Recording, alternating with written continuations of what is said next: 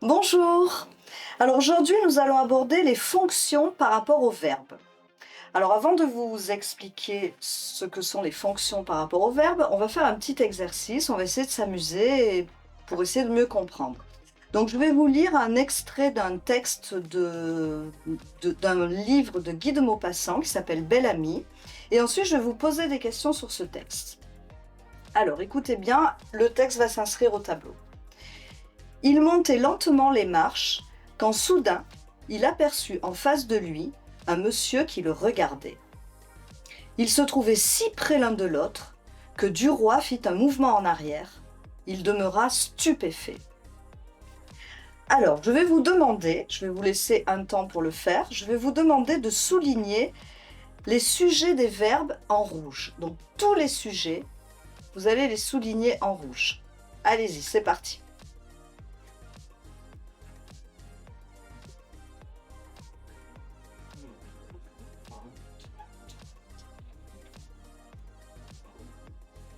Alors, on va passer à la correction.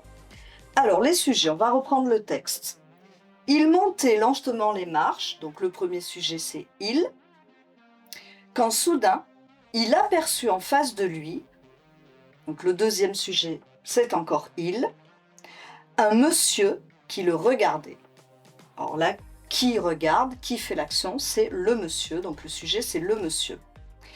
Ils se trouvaient si près l'un de l'autre, donc le sujet c'est « il », que Duroy fit un mouvement en arrière.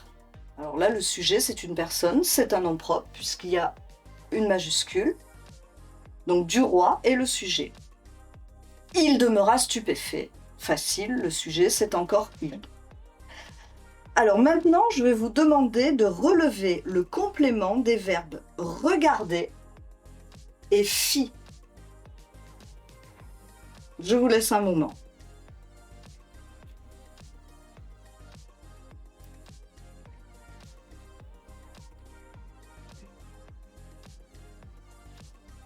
Voilà, ça c'était facile, je pense.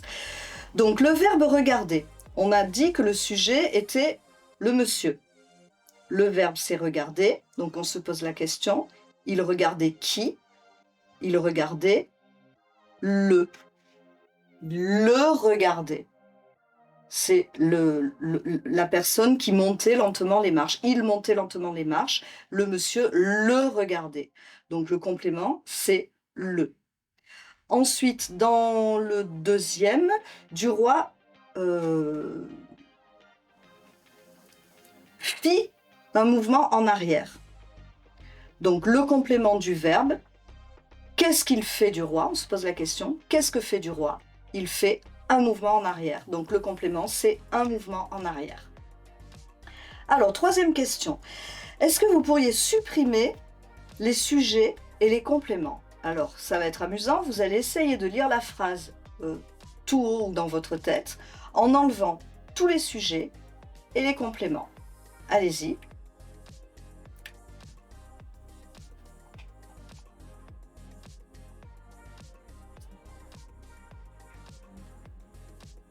Alors, comme vous l'avez vu, la phrase ne veut absolument rien dire.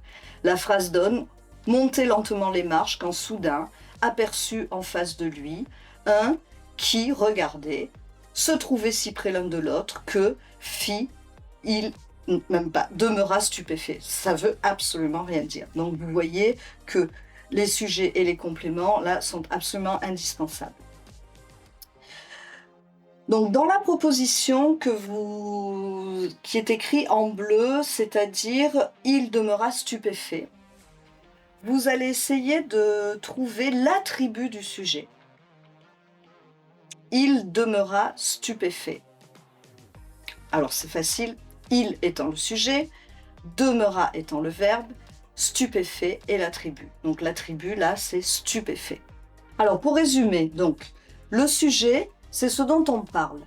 Généralement il est placé avant le verbe, mais on a vu dans certains cas qu'il pouvait y avoir des sujets inversés.